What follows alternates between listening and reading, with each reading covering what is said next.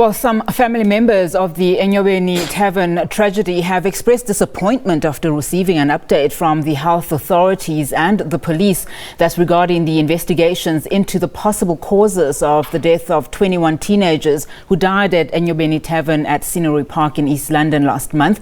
The families have been told to wait a bit longer for a conclusive report. Preliminary lab results revealed all the 21 bodies of the teenagers that died contained methanol. It's still unclear how they came into contact with the toxic alcohol, which is not meant for drinking, as ethanol is used to brew alcohol. Now, let's discuss this. We're now joined via Zoom by Dr. Gerhard, Verdoorn, toxicologist from the Griffon Poison Information Center. Doctor, thank you so much for joining us this afternoon. Now, like the parents, I think South Africans are also just as confused. You know, so many questions a month after this incident. The report has come back.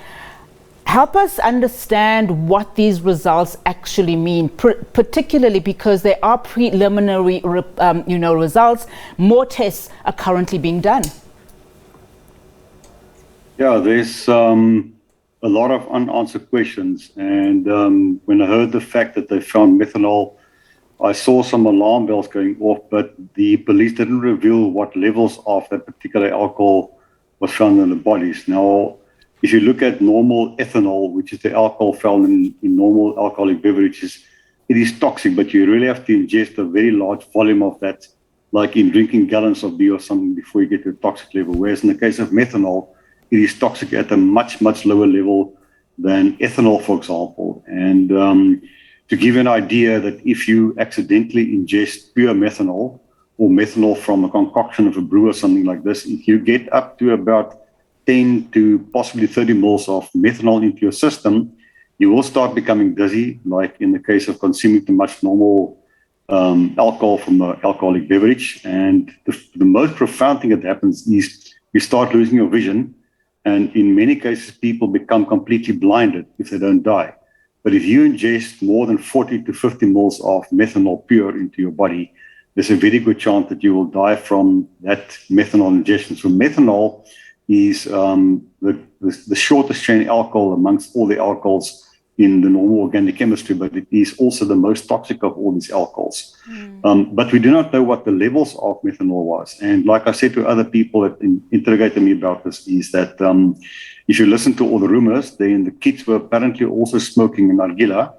And what they do with the nargila, they've got a little carbon block, which is heated up then, and that will then infuse some of the vapors from whatever they put on that into the body.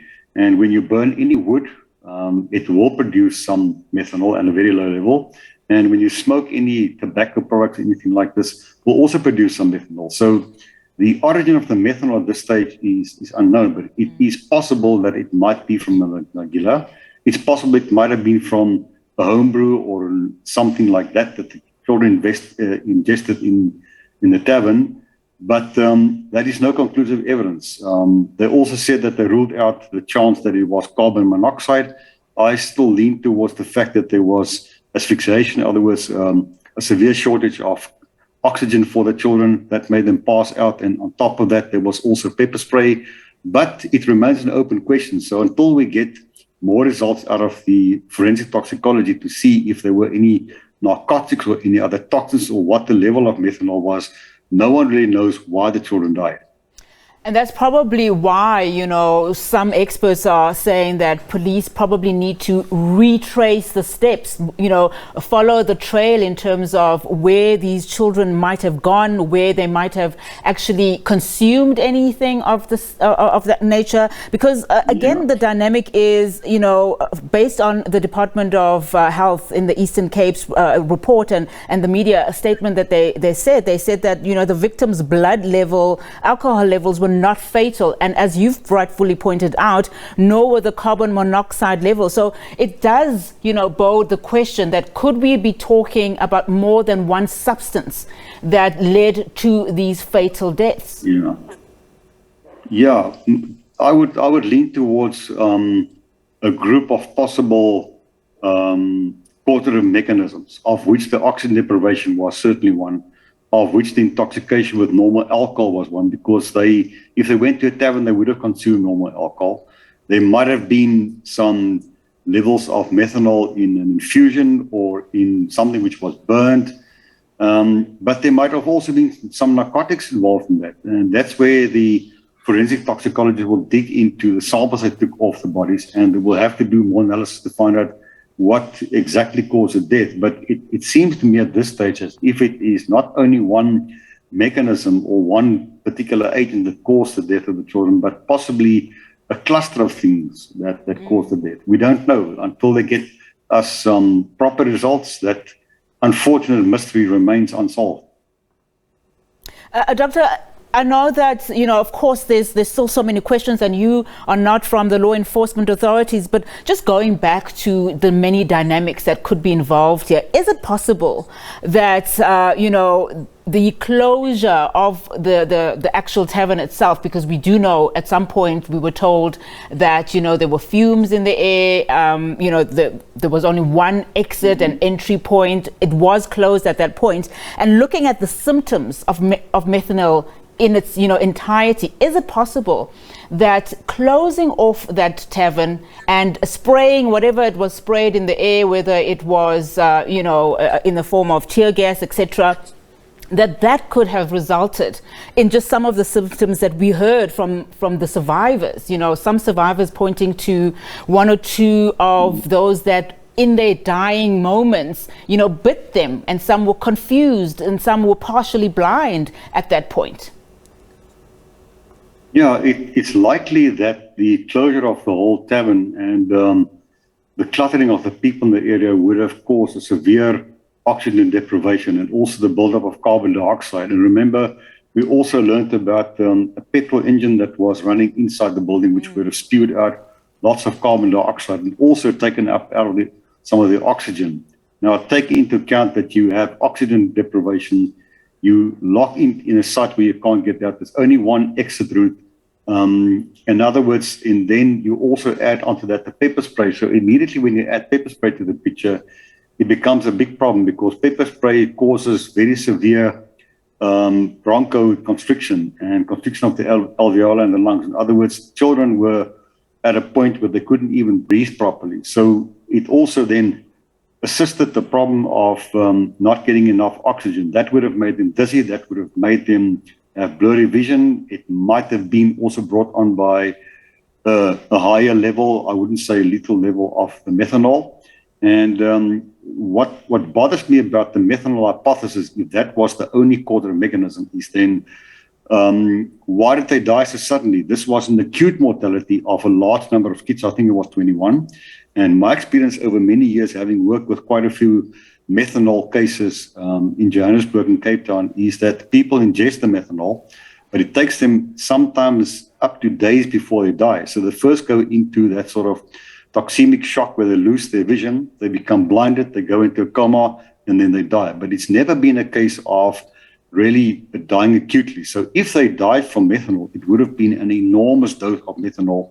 And I don't know how they could have gotten hold of that unless somebody tried to get pure alcohol and put that into some sort of brew or drink to make the alcohol content higher and accidentally got a bottle of methanol, which is possible. But the circumstantial evidence doesn't point to methanol being the only causative mechanism. I think it would have contributed a little bit. It points much more to a case of the people having been exposed to something and then also being deprived of oxygen. And that's why they were scattered all over the place, not only in one particular spot. And that's where the police also, I think, were quite spot in saying it wasn't carbon monoxide, because with carbon monoxide, you would drop down in 15 to 30 seconds, you will be dead on the spot. They would have been lying in one spot. They wouldn't have been all over the tavern. So it leaves a lot more questions than we can actually answer this stage. I want to squeeze in this last question, Doctor, because, as you've also just mentioned, the various reasons that could be at the cause here. The department also saying that they're looking for other things like the byproducts of methanol, explaining that the gastric contents of the deceased were being analyzed. What does that mean very quickly in terms of just the investigation into the real cause? Okay, yeah. So what you do in a case like this, when there's an unnatural mortality of a human being, is the pathologist would first of all do the the post-mortem. They would take what they call histopathological samples. In other words, they would take some blood smears, they would take blood content, they would take, for example, liver content, they might take part of the brain and different tissue samples. And they would keep those in special storage conditions for analysis. In other words, to make slides, to look under the slides at the cell structure and so on, to see whether anything went wrong with the cells. And then those samples will all be then submitted to a toxicological analytical laboratory for testing any type of substance that might have caused the mortality or the condition of the patient. And for that, they use gas chromatography linked to a mass spectrometer, or they use high-pressure liquid chromatography linked to a mass spectrometer. And from those techniques that we use in modern chemistry, you can then deduct which chemicals were present in the bodies of the children that were not supposed to be there. And from that, then you can make a deduction on what caused the mortality of the children. So that's why the police say they want to do some more work. And I don't blame them, because I think it is a very complex case. And I just hope they've got the technology and the wherewithal to do the sampling or to do the analysis properly, that we get an answer. But it's not going to be an easy one. And the public must also understand these things take time. So the most critical thing is, once you get a case like this, is to take the samples as soon as possible after the death of the poor children, and then to store the samples properly. And then you've got quite a length of time that you can analyze them, because normally they would do cryopreservation. In other words, they would freeze the samples at a very low temperature, let's say of -18 to -24 degrees Celsius. And from that, they can do various types of analysis in terms of the chemistry. Making up the slides to look at what the lungs look like and the liver look like. That's a fresh sample they take. They make a slide from that. That goes to the microscope for checking by these clever people that we call the pathologists. So there's a lot of work still to be done.